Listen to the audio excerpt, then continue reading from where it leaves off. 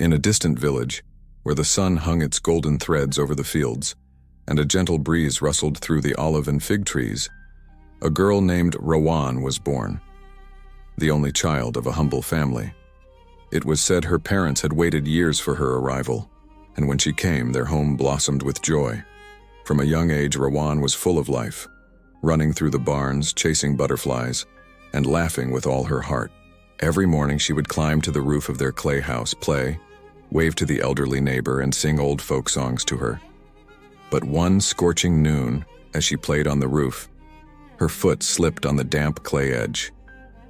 She fell from the height, her frail body hitting the ground, and darkness swallowed her eyes forever. Rawaan screamed, "Mother, I can't see you. Everything is black. Where are you, Mother?" Her mother rushed to her, heart pounding, clutching her trembling daughter as she wept, then cried out to her stunned husband, "Saeed, hurry. Rawaan can't see, she's blind." Thus began the long journey of seeking a cure. But the doctors delivered their verdict. She hit her head. The optic nerves are damaged. There's no hope of recovery. Rawaan grew up in darkness, yet her inner light never dimmed. She learned to walk alone, tracing the walls, counting steps, and reciting the Quran by heart in a voice so tender it brought her mother to tears. Her mother was her entire world, feeding her by hand, telling her dawn-time stories, and pampering her as if she were still a newborn.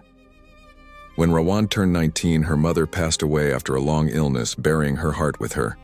Rawaan wailed at the grave, "Don't leave me alone, Mother. How will I live without your voice?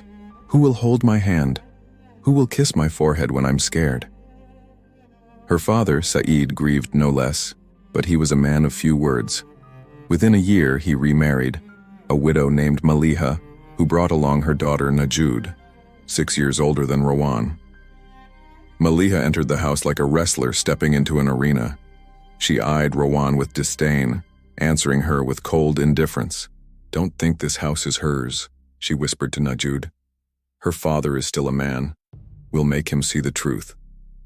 Najud noticed how deeply Saeed adored Rawaan, feeding her, laughing at her words, holding her hand for evening walks. Envy burned in her heart. "Does he prefer this blind girl over us?" Maliha smirked.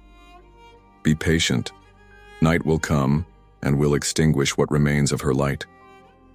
One evening, under a pale moon, Maliha went to clean the old storage room attached to the house where worn-out clothes and forgotten belongings were kept. Lifting a heavy blanket, she shrieked, a huge snake coiled beneath. Najud rushed to her, face drained with color. "I have an idea, Mother," she whispered like a demon. "Let's lock Rawaan in there. The snake will do the rest." Maliha's eyes gleamed with malice. "Clever. At last we'll be rid of her." The next dusk, as wind rattled the clay doors, Najud approached Rawaan with feigned sweetness. "Rawaan, I lost a bracelet in the storeroom. Can you hold the lantern for me? I'm too scared to go alone." Rawaan smiled shyly. "Of course, Najud." She took Rawaan's hand, leading her to the shed, where darkness loomed and wind howled. The moment they entered, Najud shoved her inside and slammed the door shut. Rawaan screamed, "Najud, what are you doing? Open the door, please." Only muffled laughter and fading footsteps answered. Alone in the blackness, Rawaan trembled, feeling the cold walls, until a hiss slithered through the air. Her blood froze. A snake. Oh God, a snake is here. She dropped to her knees, weeping, then clutched her small Quran, never leaving her side, and began reciting verses with a shaking voice. "O Allah, I am alone, helpless, blind. You are my light, my mercy, save me. Protect me from those who wish me harm." She recited, "Allah is the best protector, and He is the most merciful." And the snake stopped. It did not approach. Rawaan spent the night praying, crying, begging her Lord. At dawn, her father bid farewell to Maliha, heading to the market. Unaware Rawaan was still trapped, pounding the door. "Let me out, I beg you, open the door." But Maliha and Najud ignored her.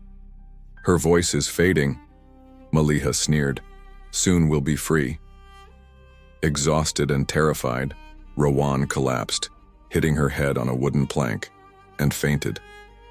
Hours later, she awoke, pain throbbing, and opened her eyes. She saw the wood, the door, light seeping through cracks. "My lord, I can see. This isn't a dream. This is real light." Trembling, she prostrated in gratitude, then found a rusted iron rod and bashed the door until it broke open. She stepped out, eyes wide, the sun high, the house empty. Maliha and Najud were at the market, certain she was dead. "I was hers and now I'm out. Allah has given me sight, He has saved me." She hid behind a curtain near the storeroom, waiting.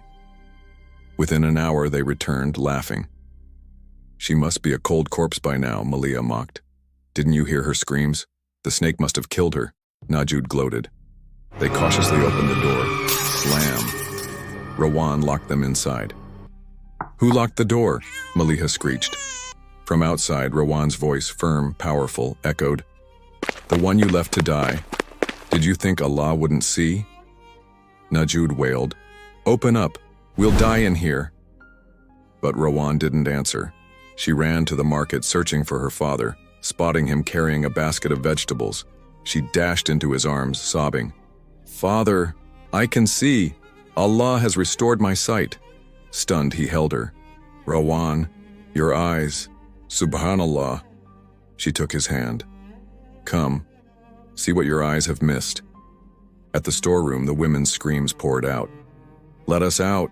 We'll confess. It was Najud's idea," Maliha begged. "We were jealous. Your father loved you more," Najud cried. Her father roared in fury. "You fed on my kindness, and this is your repayment?" Rawaan asked coldly. "Should those who wanted me dead remain in your life?" He yanked the door open, and with a voice like a sword, "I divorce you, Maliha. Take your daughter and leave. Never return." Days later, laughter filled the house again. Rawaan stood at a celebration, villagers marveling at her miracle. The Imam raised his hands. "Glory to the one who restores sight and saves the oppressed. This is Allah's grace." Rawaan smiled, her bright eyes shining. "I once saw with my heart. Now I see with my eyes. And I will never forget. No darkness of man can extinguish the light of Allah."